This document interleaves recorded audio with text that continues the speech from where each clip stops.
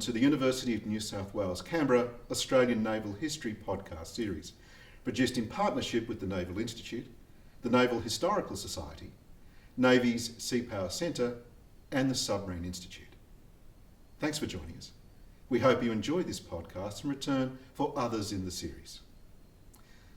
I'm Professor Tom Frame, a former naval officer and now Director of the Australian Centre for the Study of Armed Conflict and Society at the Australian Defence Force Academy. The Centre hosts the very active Naval Studies Group. Please visit our website. To find us, simply Google Naval Studies Group and UNSW Canberra. Ours will be the first website in the search results.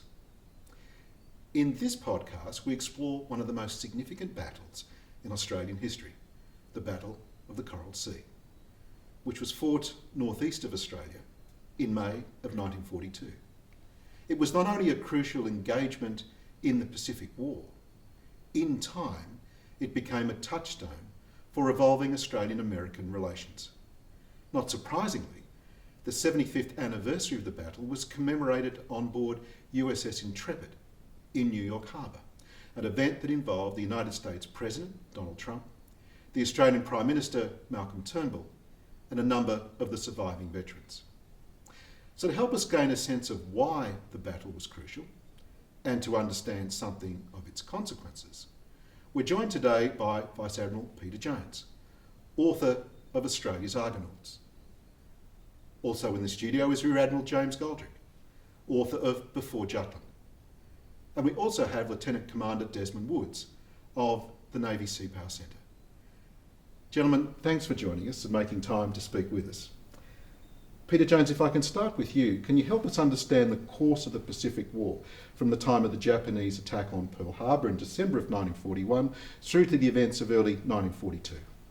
Well, the Japanese had executed a very coordinated and wide-ranging campaign, and really by March they had made some impressive gains and left the Allies reeling.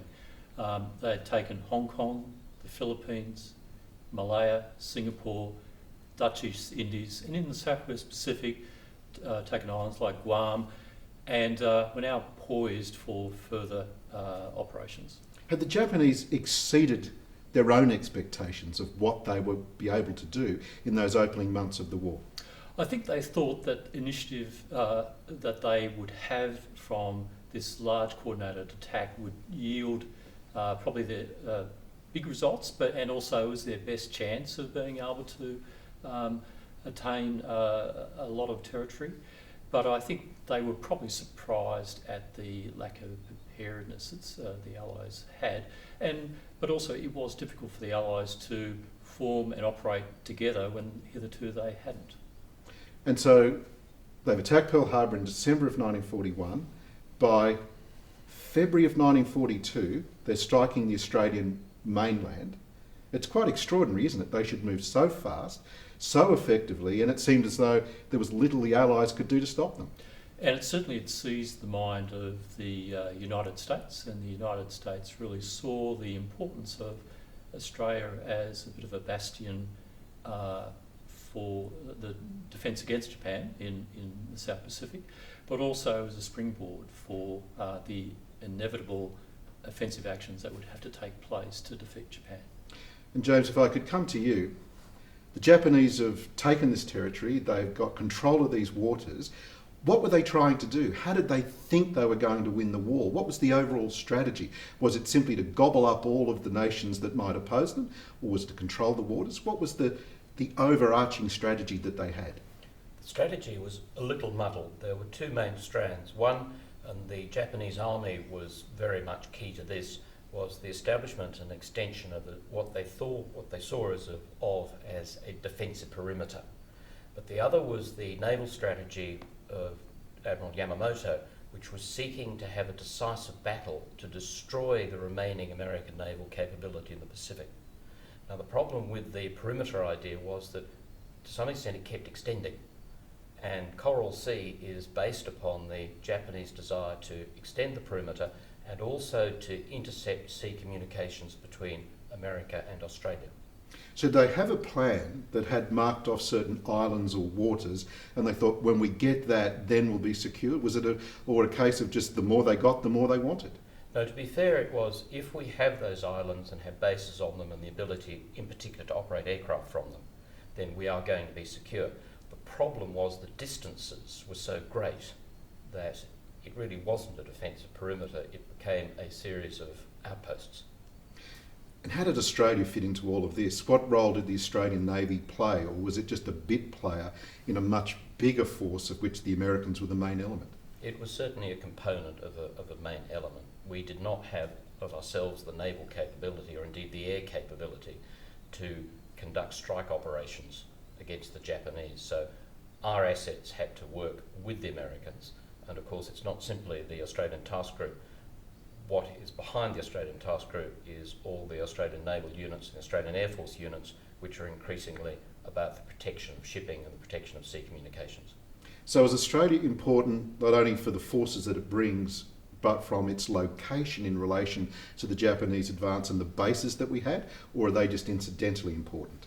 No, they're key, and the Japanese particularly feared what was already taking place, which was an American build-up of troops and in particular of aircraft. They saw Australia as a base for American operations to push against the perimeter and eventually erode the Japanese superiority. So Peter Jones, it's April 1942. The Japanese have got this vast area they now control. What was their strategy in the Southwest Pacific and indeed for the Coral Sea? So the Japanese, as was indicated, really wanted to do two things. They wanted to secure their perimeter, and they also wanted to have the means upon which to intercept the sea lines communication between Australia and America. So they looked at really two moves that they would do pretty much simultaneously. First was to send a small invasion force to take Tulagi in the Solomons, and also to take Nauru and Ocean Island. But the main thrust was an invasion force which would come through the Solomon Sea and go and take Port Moresby by land. And the importance of Port Moresby was that it provided, as it was at the time, an airfield for the Allies in New Guinea and Papua to be able to attack Japanese force, so that they would be able to stop that, but more importantly, they would be able to use Port Moresby's facilities for their own ends. Was it a good harbour? Reasonably good in terms of along the coast there. It was certainly the best in Papua, and it was reasonably sheltered. But the main thing really was as a logistics point, but the airfield.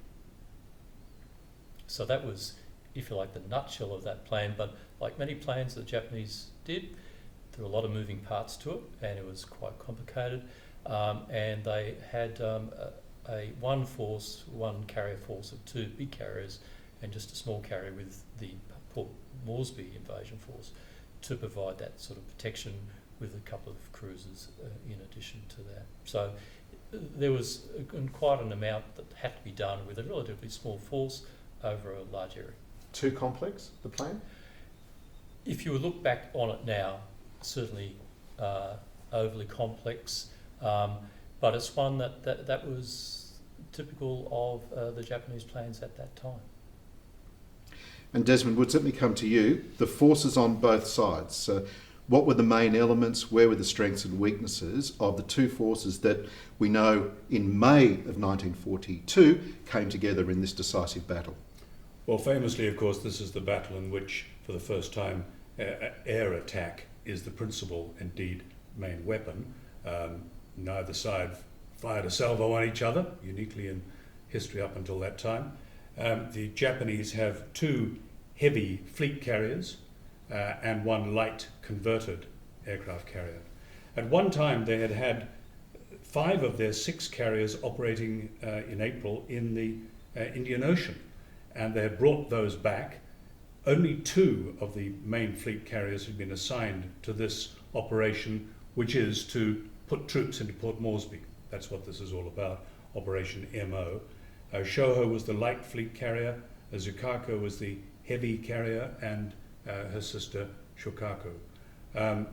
So that's on their side, with the usual number of destroyers to accompany them. On the American side, of course, the Americans are strapped the carriers. At this particular time in the war, Saratoga's in refit, Wasp and Hornet are being held elsewhere for other operations, and so the maximum that the Americans can put into the Southwest Pacific is Yorktown and Lexington. Yorktown is more modern, faster and more manoeuvrable. Lexington is an early carrier, a bigger carrier, but slower, and that counts. Now, coming up from the south, from Sydney, is what turns into Task Force 17.3, which is Admiral Crace, Rear Admiral Jack Crace, Canberra by birth, and he's bringing up Hobart and Australia, the two heavy cruisers. He's joined at Noumea by the USS Chicago, another heavy cruiser, and three destroyers, three US destroyers. It all comes together as a consolidated group prior to the battle, and we'll go on to talk about what happens thereafter shortly. But that's the two sides. But we need to know at this stage who is stronger, who is best equipped for the kind of battle that is going to ensue. In theory, the Japanese. In theory, the Japanese, for a number of reasons, one of which is that they have more experienced aircrew at that time. They also have the inestimable value of the long lance torpedo, which runs further, runs faster, and usually explodes. Whereas at that time, American torpedoes don't do that on every occasion. That's one of the lessons we might come to out of the battle. Japanese are extremely determined, and if you are weighing up the odds on no more than the relativities of strength before the battle commences, and before all the exigencies that take place, you would say that it was the Japanese. So James Goldrick, let me ask, did the Americans who provide the most forces for the battle, were their assets properly arranged, or did Admiral Fletcher, the American commander, make some mistakes that were, if you like, felt very much in the opening phases and perhaps made it more difficult for what followed? I think it's important to understand that everybody's learning how to do this, and to conduct carrier task force operations against an opponent at sea is something that had never been done before. Admiral Fletcher made the mistake of not thinking about keeping his forces together, and that was in two aspects. One is that his task group of the Yorktown he employed against Tulagi without bringing in Lexington into the operation, thereby reducing the offensive effort that could have been achieved. But what I think is more important is that he detached Admiral Crace and the Australian-American cruiser-destroyer group to intercept the invasion fleet going for Port Moresby. Now, one can understand why he did that. It's logical for a surface action group to be dispatched to deal with surface targets. But as it proved, the Yorktown and Lexington both suffered under Japanese air attack, and what the Americans realised as the war went on, and certainly implemented in later battles, was it was important to keep a very strong surface force with the carriers to provide anti-aircraft fire, a ring of steel, if you like. And arguably, if Admiral Crace and his ships had been able to stay with Admiral Fletcher and Admiral Fitch, it's possible that Lexington and Yorktown would have emerged from the final encounters in rather a better state. So when you say he made a mistake, was it a mistake born of inexperience or a mistake born of just poor judgment? I think it was, to be fair, it was as much inexperience as poor judgment, because people had yet to learn really how to do this. The Japanese themselves were making the same sort of mistakes. The Japanese plan was very complicated. It was their forces were distributed over very long distances, and as Desmond's made the point, because the main part of the carrier task force had been occupied with operations in the Indian Ocean, in fact only 2 heavy carriers were available to provide cover for this operation. If the Japanese had focused on what they wanted to do and focused on Admiral Yamamoto's ideas, it's quite possible they would have been there in overwhelming strength, and Yorktown and Lexington would not have had a chance. So the battle they fought was not the battle that either expected? I think that's a very good way of putting it. It was a battle of continual surprises, even though, for example, the Americans had signals intelligence of Japanese intentions. They had a great deal of difficulty in finding the Japanese, and when they found the Japanese, they mistook the force they found for the force they were really looking for, which was the heavy carriers. Similarly, the Japanese had no idea where the Americans were. They couldn't even be sure they were at sea. The first indication they had was the strikes on Tulagi, and all they knew then was that there was an American carrier somewhere. So Peter Jones, what did the Allies know of the Japanese assets that were arrayed against them, and what sense did they have of the strategy they were likely to take? Yeah, so I think it's important just to backtrack a little bit, just a bit of the history to understand this. The American Asiatic fleet had quite a capable cryptoanalysis team who could look at Japanese signal traffic, and also, with the help of the British, when they were still in Singapore, developed the capability to break some of the Japanese naval codes. How early was that? So that was really in the days before Pearl Harbor. So someone's going to ask the question, did they know Pearl Harbor was coming? Certainly Admiral Tommy Hart, who was Commander-in-Chief of the US Asiatic Fleet based in Manila, he was sufficiently aware of that something was up, that he had surveillance aircraft and he had assets all in the lead up to that Pearl Harbor attack around the Philippines, waiting and expecting a Japanese attack. So on the Philippines or on Pearl Harbor? So that was in the Philippines. Mm. So they had got to the capability where they could monitor the traffic to see if there was an increase in traffic, which ships were involved and so on, and also break some of the key naval signals. That capability went to the Dutch East Indies when the Philippines was lost, and when the Dutch East Indies was lost, that capability migrated to Australia. This team came in 3 submarines to Australia, and it was then joined with a very small Australian naval team. So Commander Rupert Long, head of the Naval Intelligence in Australia, he then said, we will very happily work with you. And one of the first, if not the first, joint Australian and American defence teams was this Fleet Radio Unit in Melbourne, or FRUML as it was called. One of their first big successes was to break a code, break a signal which said that from the Japanese to say that they were planning to invade Port Moresby. Once they got that intelligence, they then sent one of the officers from FRUML up to General MacArthur's headquarters, showed him the information, convinced him of the authenticity of it. Because MacArthur was in Brisbane by this stage? Yeah, he was in Brisbane. That's where his headquarters was as the Allied commander.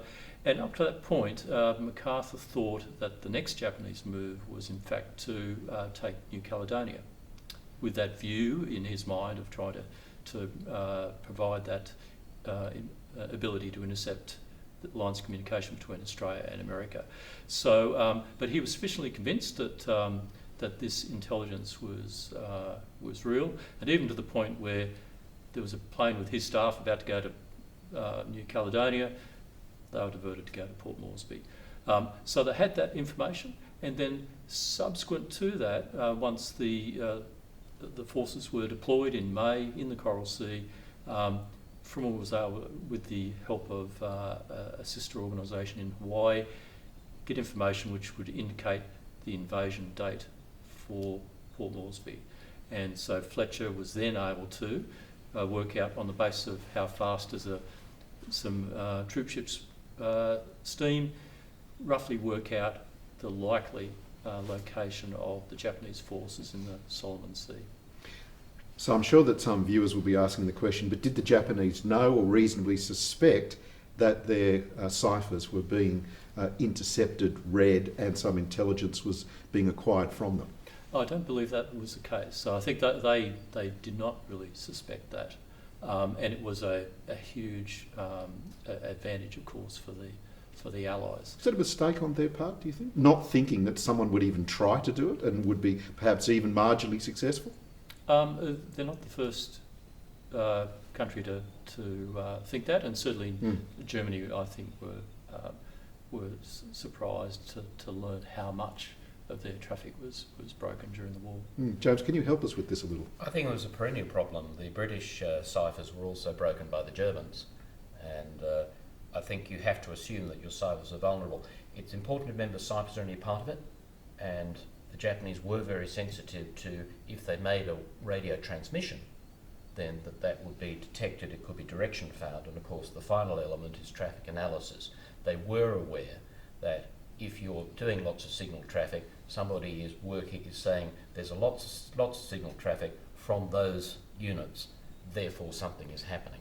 Yeah, so through that analysis, the Frommer was able to give to General MacArthur and to Admiral Fletcher pretty much what they thought the key force dispositions were. So Desmond, can you just take us through the main events between the 4th and the 8th of May 1942? Well, let's divide this up into the action that Crace is involved in with his cruisers, and then we'll come back to the main battle. So Admiral Fletcher signals by flashing light to Crace to go to the Jomard Passage and to intercept any transports to be found there, because he knew from the signals intelligence that this was the plan. He also added, optimistically, refuel destroyers from cruisers, pointing to the obvious fact that without a fleet oiler with them, there's a limited life to any task force's endurance. Crace takes off with sped to the northward towards the Jomard Passage, and is shadowed on his way there. And within an hour of arriving roughly where he wants to be, he's under torpedo attack from Japanese torpedo bombers. Now, the classic way to avoid this is what he did, which is to face the attack, to minimize the target area of your ships, and then allow every captain to do his utmost to avoid being hit, which is precisely what happened. Harold Farncombe, one of the very earliest of the cadet midshipmen of the RAN, certainly justified his training and pay that day. He was said to be throwing HMAS Australia, a heavy cruiser, around as though it was a destroyer, and managed to evade every one of these incoming attacks. And so did Chicago, and so did Hobart, captained by Harry Howden. So the Japanese torpedo bombers go away, and they are succeeded shortly thereafter by high-level bombers that come in, that are dropping big dumb iron bombs on these ships. And once again, there's a tremendous risk that one of these is going to cripple a ship, stop it in the water, and make it an easy target for those that follow. But in fact, they all just missed as well, mostly due to skillful ship handling. So do we have any Australian casualties in the Battle of the Coral Sea? Casualties, yes, but none of them fatalities. There were 3 fatalities on board Chicago. There were 9 casualties overall, and it is strongly suspected that the cause of the casualties was the crossfire between ships. Very hard to say with certainty, but the allegation that the Japanese aircraft came in and strafed the ships was denied by Crace, who was after all an eyewitness. What we do know is that Australia at one point was so heavily bombed that Captain Bode on Chicago rose to the salute because he saw her disappearing behind a cloud of water so heavy that he assumed she'd been lost, and she came through it.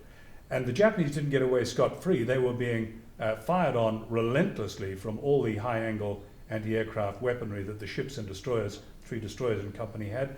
And some of them were driven off, and some of them decided to drop their bombs or torpedoes a little earlier than was likely to cause damage. So it was a resolute defense, but luck had to come into it. After all, you could say that Repulse, the battle cruiser, was thrown around in exactly the same determined manner, but the Japanese wisely learned their lesson and came in from all points of the compass simultaneously and took her out. And that could have happened had any one or all 3 of those cruisers been lost with catastrophic loss of life. The question Fletcher would have to have answered was, why did he send them with no air cover or protection? And tell us about the main action. The main action is going on where Lexington and Yorktown are engaged. There's a whole succession of flights and events, and I won't go into all the detail. The Japanese made the mistake of believing that they had located a carrier battle group to the south, when in fact all they'd located was a fleet oiler called Neosho with her accompanying destroyer Sims. they put in a major attack on what they think is a major target, denying themselves the opportunity to use the same time to make the attack they should have been making on Yorktown and Lexington. However, the following day, they are spotted. Shoho, which is a light carrier, is relentlessly attacked by Dauntless dive bombers and sunk.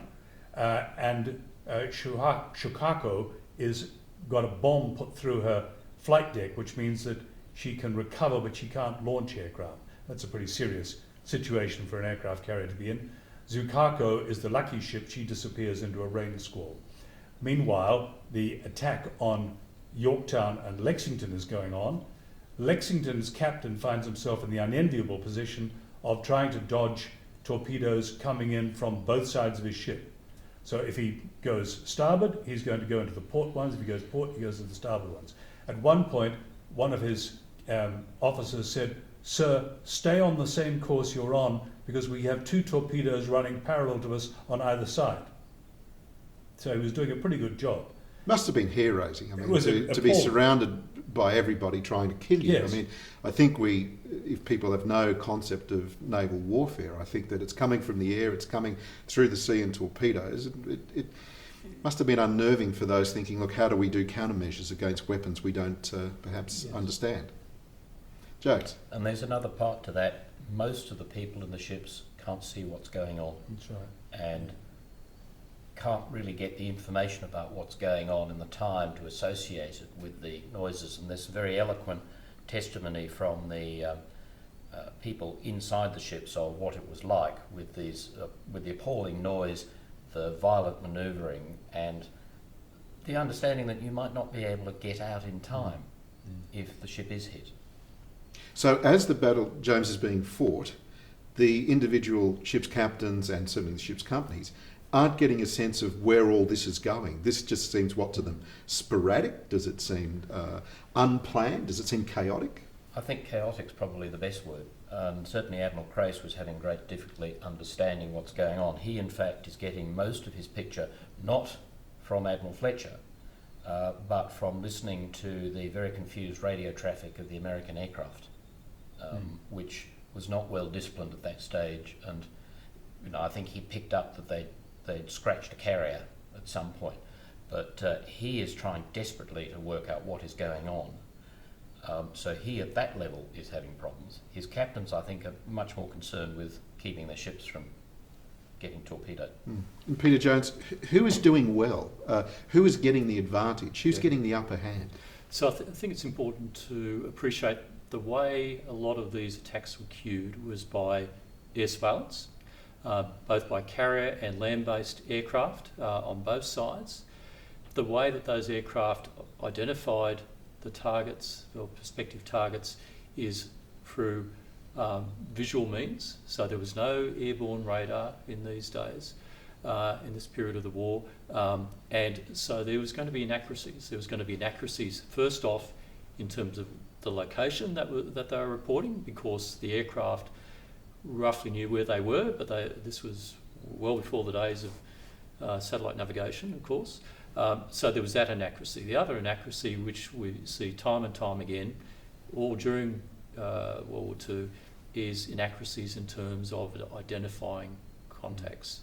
So we see that, going back to the immediate submarine attack in Sydney, misidentification of ships in a port.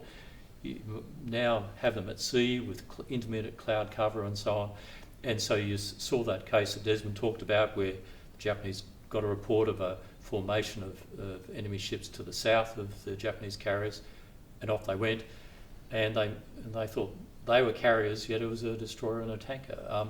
So both admirals, Admiral Takaki and Admiral Fletcher, had these reports that they receive with inaccuracies built in terms of composition, identification, location, and they've got to make a judgment. And at times they have to make a judgment very, very quickly, like within minutes they have to make a judgment about what are you going to do.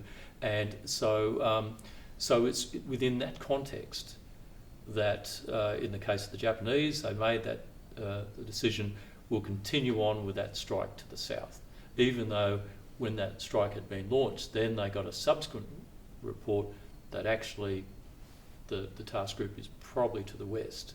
And I think Admiral Fletcher probably was very much aware that there could be inaccuracies, and so that second report could have been wrong. So luck is a big issue, but also just judgment. And I think, you know, at the end of the day, Fletcher, his judgment was probably sounder in some of these key points. And as James said, this is quite new in terms of these long-range carrier operations. Although the Americans had practiced this many, many times in the interwar period, this really was the first one for real. And James, can I just ask you, is there a turning point in this battle? And if there's a turning point, does it lead us to someone winning? Because as you've described it so far, it's chaotic. It's not clear to me from Desmond's description who's winning and how you might judge success. Were there turning points? What were they? And at the end of it, who could say they'd been successful? I think there were 3 turning points. One is when Admiral Takagi orders Operation MO, the invasion fleet, to turn around. That, of course, is profoundly significant for no invasion of Port Moresby. But I think there were 2 operational turning points which are really important. One was the damage the Americans achieved on Shikaku and the attrition of the Japanese aviators that's involved. Even though 46 aircraft were able to recover to Zuikaku. The second is the limited damage achieved on the Yorktown. Yes, Lexington ended up being very badly damaged and by a series of internal explosions due to petrol vapour has to be sunk by her own side. But Yorktown is only badly damaged enough that she's marginal for operations at that point, but they can get her back to Pearl Harbor and repaired in time to take part in Midway. Whereas Shikaku and Zuikaku are not available for the Midway operation for the decisive battle that Admiral Yamamoto wanted. So is that the essence of the success of the Allies, the unavailability of those carriers that you mentioned? Yes.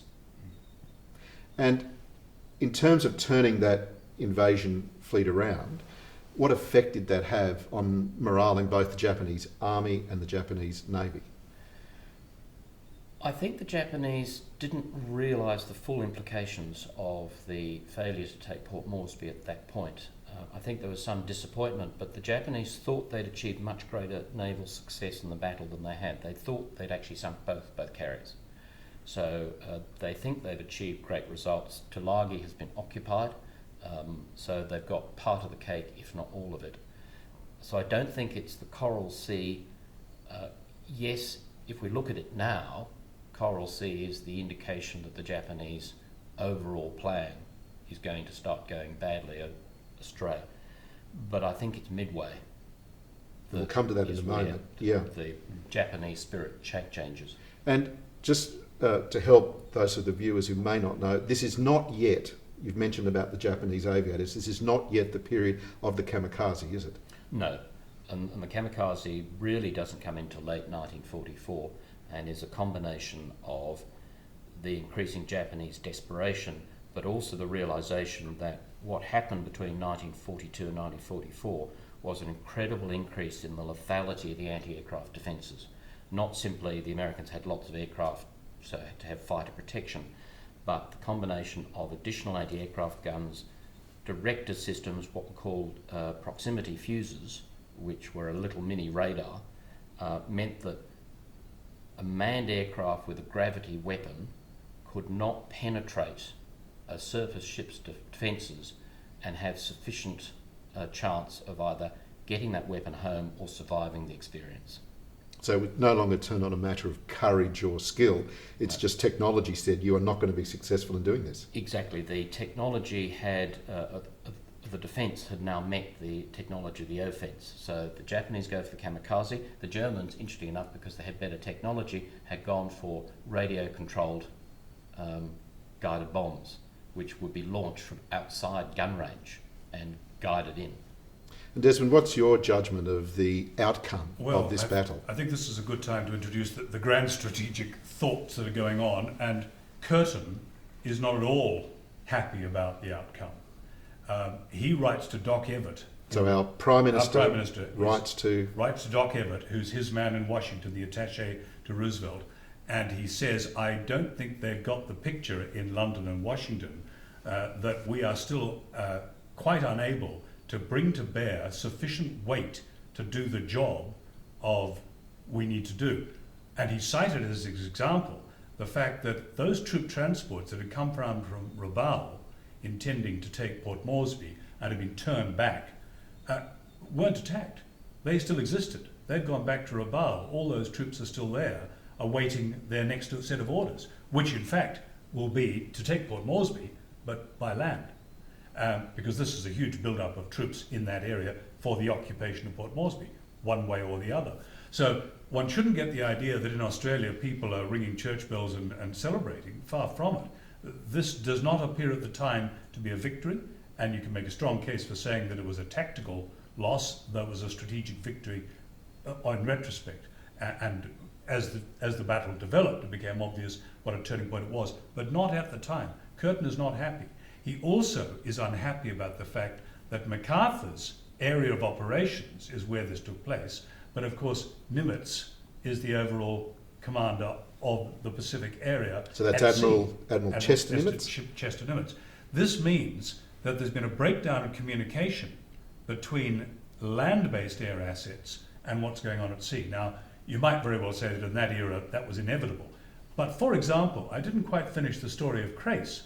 After the Japanese bombers have gone away, 3 American bombers turn up and start attempting to hit Crace's force. And he's not happy about that. He records in his diary the fact that the only saving grace of the situation was their aim was worse than the Japanese.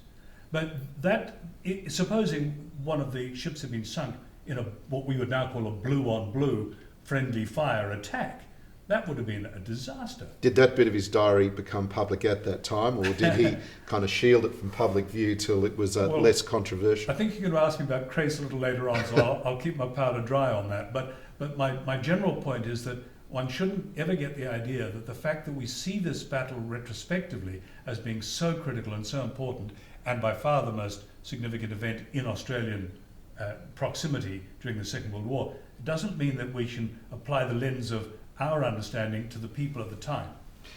But there'll always be people that will exceed expectation in their performance, and that despite all the difficulty of fighting this battle, are there some people who emerge from all of this as being very good operators who are worthy of emulation? Yes, indeed. And I think that Harold Farncombe deserves credit for saving Australia. I mean, the ship Australia, not the country. The ship Australia, yes. I mean, that's undoubtedly a very skillful piece of ship handling. Bombs are coming down so close to the ship that people were being drenched on board. That's how close it was. Crace comes out of it well. He was given a very difficult job to do without the air cover he desperately needed. He achieved his outcome. He was left in the lurch, to use his phrase and Fletcher's, who acknowledged retrospectively that Crace had grounds for concern that he had been left so far away.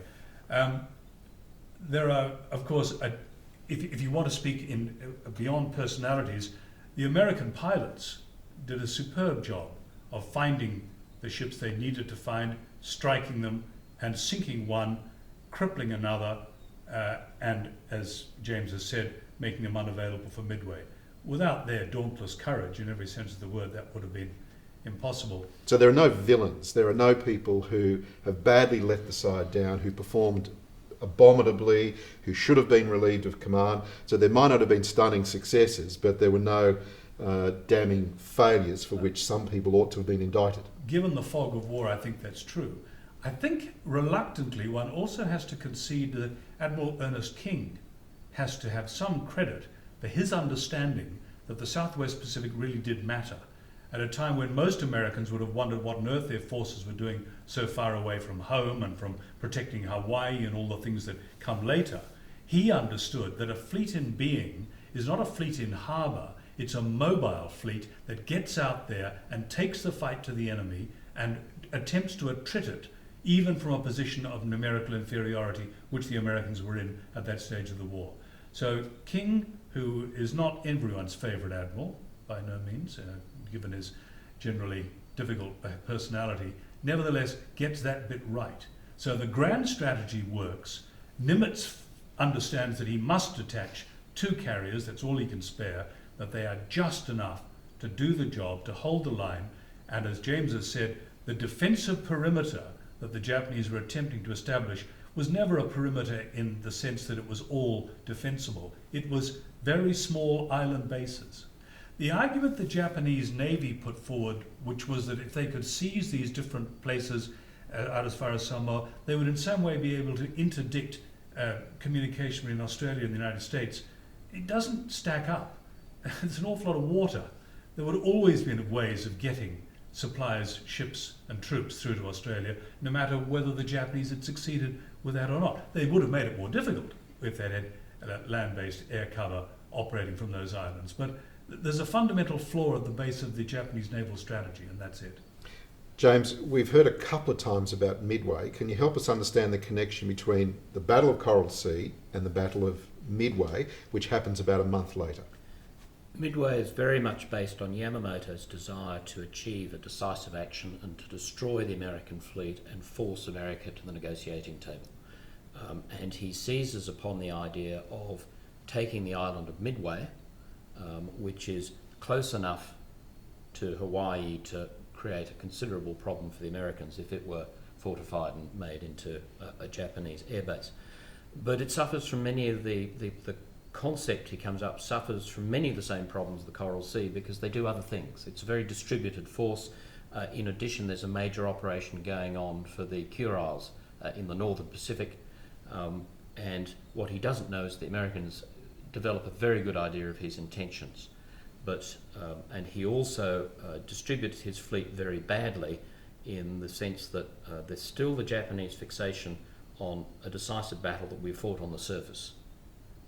And it's quite clear that even though there is the carrier striking force at the heart of the Japanese capability, Admiral Yamamoto is still thinking about the battleship force with the Yamato and the Musashi as being what is going to finally bring about the end. So is his problem that he just lacks imagination or he's inflexible?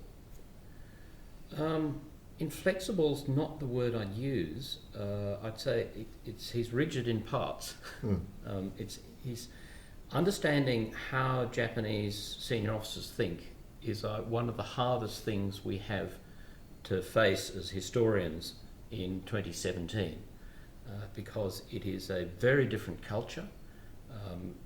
It is one that was looking in on itself and had very strange relationships.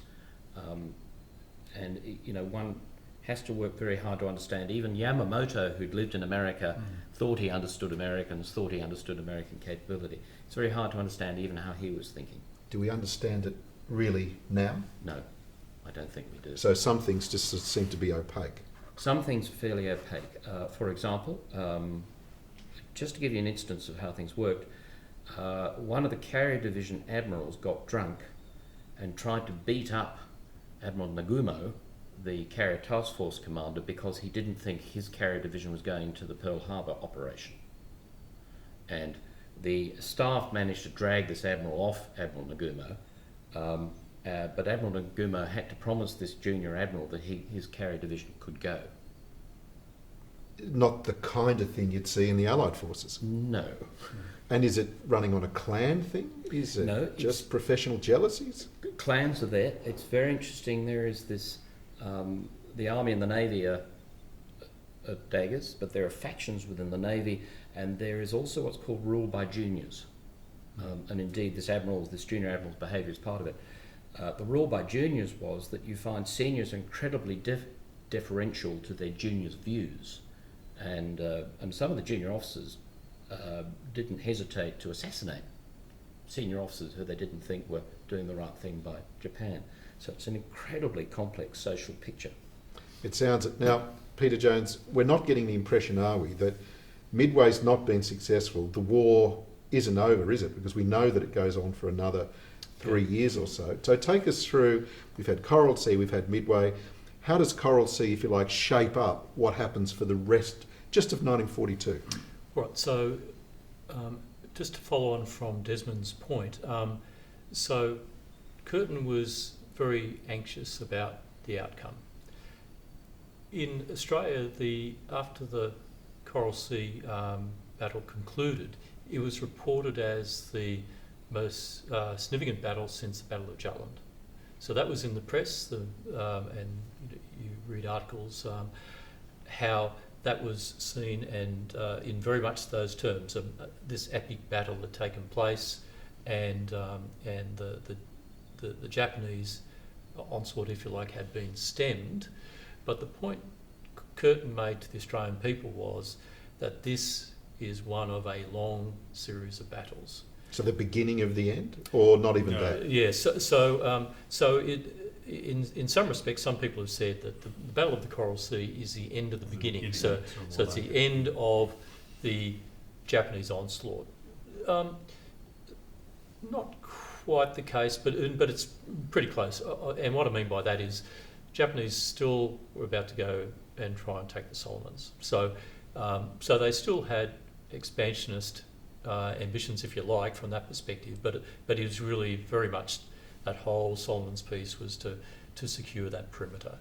But the key point that Curtin was trying to get across to the Australian people was this is a long war. It's one that we have to be much more energised about. And he also made the point in one of the same speeches, where he then talks about the alliance with America, that we are side by side on bended knee together, and that we are pledged together in partnership to defeat Japan.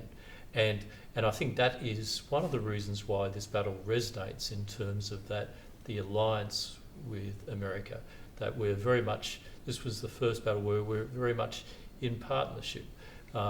We'd certainly had forces engaged together in that early onslaught, but this really was the first one where working as this partnership, and I think that's the way that this battle should be seen. It's the beginning of this long partnership where our forces, over a period of time, increasingly integrate with the Americans and become a much more harmonious working partner with the Americans, and we change the way we fight, we change some of our equipment and some of our procedures and all that sort of thing to be a really valued contributor to the Allied war effort. So the battle is significant not just because of what happened and the outcome, but Australia and the US worked together at sea, and it was the beginning of a very fruitful partnership. That's how we ought to see part of what's going on here. That's right, and the fact that Curtin was trying to use this battle to psychologically prepare the country for this long commitment and to work very closely with the Americans. So James Goldrick, when people say, Coral Sea, it was the battle that saved Australia, and we should look at Coral Sea as, if you like, a naval Anzac Day, I'm getting the impression that you wouldn't support that view. No, I wouldn't. It didn't save Australia. It reduced the pressure that Australia would have come under if the Japanese had been based on Port Moresby. And for example, as part of the Japanese plan, there were intended to be raids on Townsville from the carrier covering force. Peter's point is absolutely right. It really marks the start of an effective partnership, and I think that's how the Australian Navy and the Australian Defence Force and Australia should both remember and recognise it.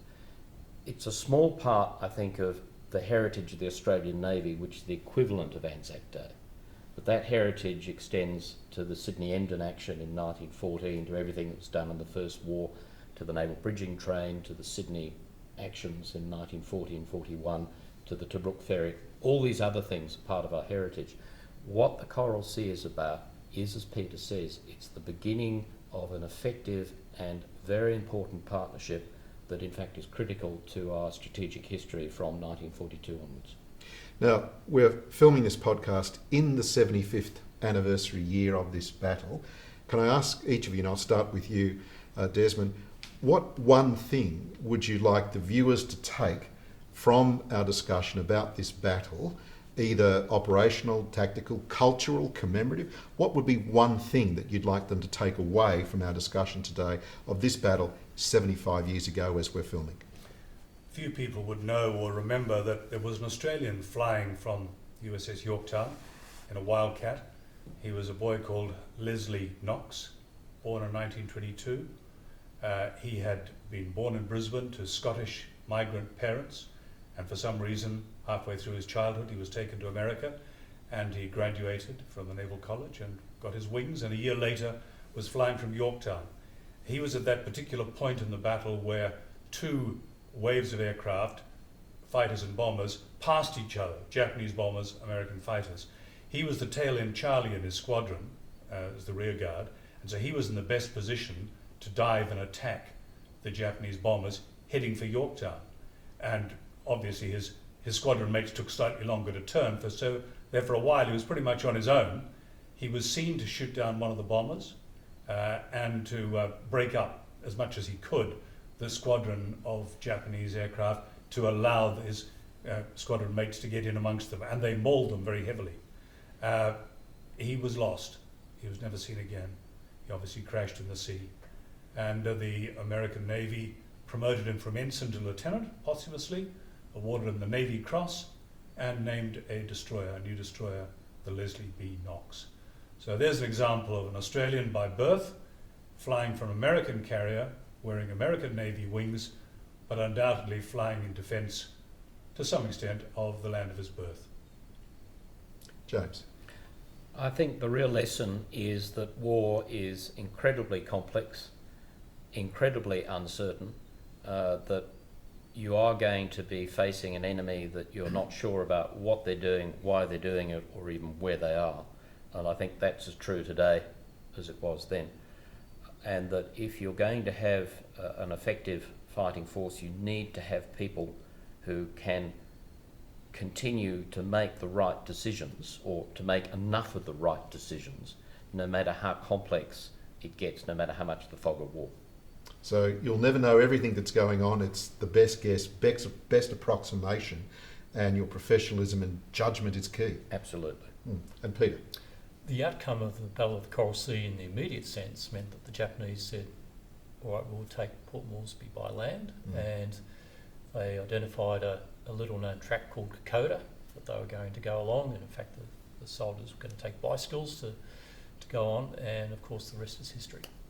Yeah, I almost hesitant to add that my own life intersected with the Battle of Coral Sea, and that my group at the Naval College were the first ones that walked as a naval group over the Kokoda track in 1981, and the simple thought of walking over the Owen Stanley Ranges, I kind of half wonder whether going by sea wasn't the best route after all. Well, if I could just add to that, of course, there was one further maritime attempt on southern New Guinea, and that was Milne Bay.